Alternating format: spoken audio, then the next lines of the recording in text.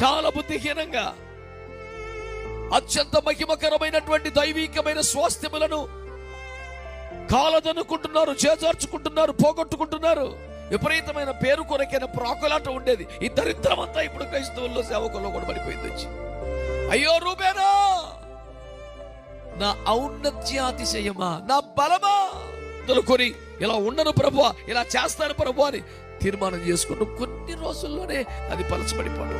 2 సార్లు కూడా బైబిల్ ఆది కాడ నుంచి ప్రార్థనకు పూర్తి అవ్వదు. మరి ప్రతిసారి తీర్మానం చేసుకుంటున్నావు కదా, నువ్వు చంచలుడివి. ఆదివారం గూట్లో పెడితే మళ్ళీ ఆదివారం దాకా బైబిల్ సోయలేదు. ఈడొక పెద్ద